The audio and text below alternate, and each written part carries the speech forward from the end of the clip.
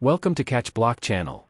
Today, we're diving into GoFiber, the blazing fast web framework for Go. Today, we're diving into GoFiber, an amazing web framework for Go that's super fast and lightweight. Whether you're building APIs, microservices, or full-stack applications, GoFiber has got you covered with its simplicity and performance. We'll start with the basics: how to set up a GoFiber project, create routes, and handle requests. You'll see just how easy it is to get started. Before diving in for code, let's learn about GoFiber. GoFiber features a minimalistic, expressive syntax. Its simple API for routes, middleware, and HTTP handling makes web development a breeze. Plus, with GoFiber's extensive middleware and plugins, you get built-in support for logging, compression, authentication, and CORS, no extra effort needed. Built on FASP, GoFiber delivers high performance, making it perfect for low-latency, high-throughput applications. Now we have learned about GoFiber. Now we will walk through the prerequisites required for GoFiber. Let's cover the prerequisites. First, you need proficiency in Go. Make sure you're comfortable with Go syntax, loops, conditionals, functions, and error handling. Next, have a basic understanding of web development. Know your HTTP, RESTful APIs, and web servers. Familiarity with JSON and data exchange is a must. Lastly, get familiar with package management. You should know how to use Go get to fetch and install packages. Let's highlight what makes GoFiber a standout framework. First, GoFiber promotes a clear folder structure: controllers for handlers, models for data, routes for logic, middleware for requests, and config for settings. GoFiber simplifies CRUD operations with expressive routing. Use apt-get, apt-post, apt-put, and apt-delete to easily connect to your controllers.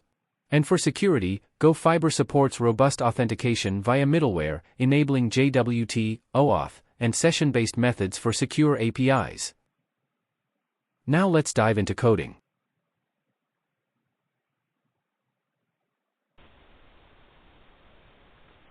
Initialize project folder using GoModInit in order to install and work on GoFiber project.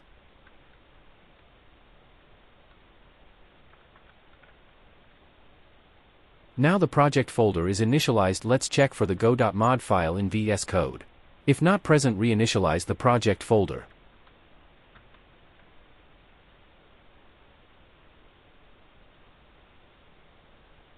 As we can see in the file, module name and Go version is present. Now we will install GoFiber package from its official website. I have also mentioned the link of its official website in the description. Please use updated version only. I am copying the package command and pasting it in terminal. Wait till the installation completes. Now the package is installed. Let's create our first endpoint to display a simple message. Create a file main.go. It will be the entry point for the application. Open the file and declare the packages and the main function.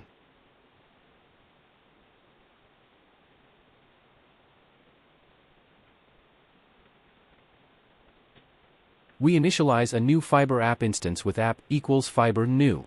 This creates an empty application ready to be configured with routes and middleware. We add a route handler for the route URL / using apt-get. This method takes two arguments, the path and a function that handles requests to that path. Our handler function receives a *fiber CTX object, which represents the current request context.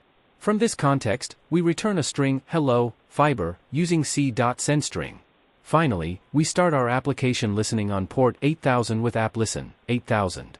This command tells our application to listen for incoming requests on port 8000. Now let's run the application. Type go run main.go in terminal in order to check our first endpoint. Please make sure you are in working project directory. Click allow and copy the URL. And paste it in your favorite browser.